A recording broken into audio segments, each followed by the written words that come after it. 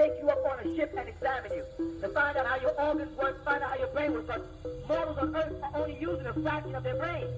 Certain planets where the people have evoluted for millions and millions of years, they use their whole brain. And human beings, for some reason, have stopped.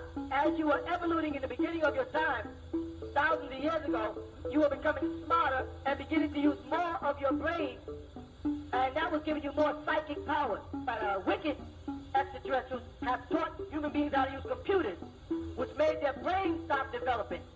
And if you don't develop your brain, you're going to cut off your psychic power, and y'all won't have telepathy and all of the powers necessary for communicating with extraterrestrials.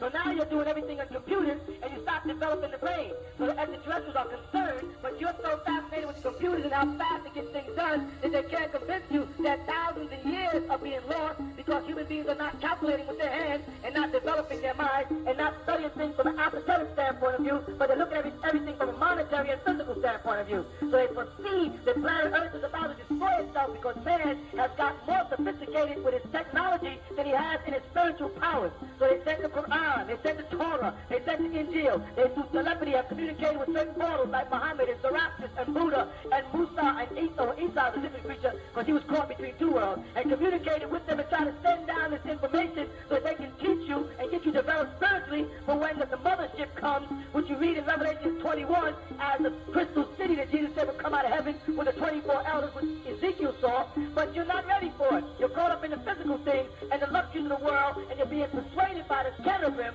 to lean towards the darker side of things instead of by the seraphim to lean towards the lighter side. So to answer your question, many different types of beings are coming to this planet.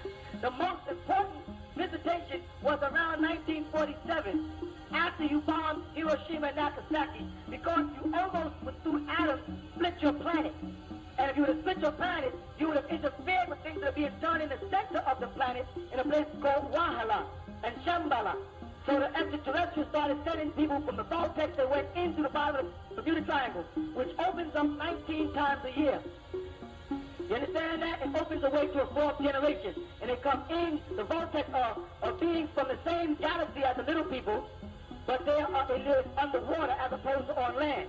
And they come here when they're living under the sea here in the Atlantic Ocean and different places, and they have empires there. And everybody is working to keep you from destroying the planet, so y'all can develop. The only thing that cannot be done is they cannot interfere with the natural course of your planet.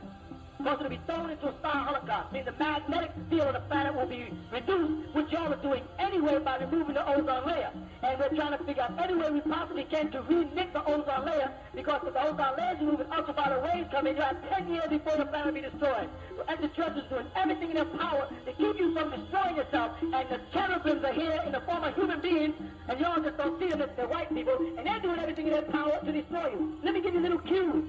If the man says drive at 55 miles an hour, and he makes a car that does 260. Don't smoke cigarettes, and they got cigarette commercials. Alcohol will kill you, and they got alcohol commercials. Drugs will kill you, and they import drugs in the country. You can't even smuggle a piece of jewelry in from South America, but they can't stop hundreds of pounds of drugs. There's obviously an inward conspiracy for human beings to destroy themselves out of their ignorance. And extraterrestrials are not allowed to intervene. They can only suggest or through telepathy or influence certain human beings to make them react certain ways, or just incarnate and teach, like in my case. I was assigned here to teach you, to try to raise your consciousness so that when the ship comes, you'll be ready. But I'm having such a hard time because you don't believe nothing I say because I'm not white. You believe the cherubims and everything they teach. If the white man came on the day and said, I made all this up, you always believe it. But all the facts that I taught, and every scripture and every verification, you still say, I knew there was something wrong with him all the time. That easy. The same way Malcolm X was easily influenced by the cherubim to turn against Elijah Muhammad. It's that easy. And that's holding y'all back. You have got to get back into using your calculus ability. You've got to get back into using your psychic powers. Yep. You people have psychic powers. Exactly. How many times have you thought about calling somebody and you picked up the phone and they were there? How many times have you thought about seeing a friend that you haven't seen and turned the corner and they were standing there? How many times have you walked up on a person and said, I know this person, I don't know from where? These are people you know in your spiritual life. Some of you people know what I'm talking about. Mm-hmm. Some of y'all think I'm nuts. Nope. Some of you people have had extraterrestrial communication. Some of you people have had extraterrestrial dreams and visions.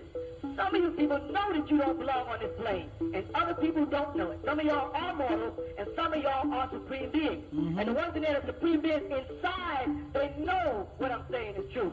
They don't know how to get back because they've fallen so far, but they know there's something not normal about the way they feel, and the way things happen to them, and the way life is set up around them, and they know that people are out to hurt them, and situations always work against them. When they try to tell people, people say, oh, you're just paranoid. When you go to get a job and they pick the other person standing next to you, and you say, dang, these people just don't like me. Then you go home and say, that's just paranoia. There's no paranoia. The devil knows who you are, and he sees it in your eyes even where you can't see it, and he's out to stop you. He will block everything you want to do. He'll make your life totally miserable. When there's 5 people to get picked in the college, you'll have the highest credentials, and you won't be the one to pick. You understand? When the bus gets ready, when you coming down the street, the bus is pulling off, everybody else catches the bus gets away from you. You understand what I'm saying? You get down there, someone says, scientist. Therefore, I have to take you up on a ship and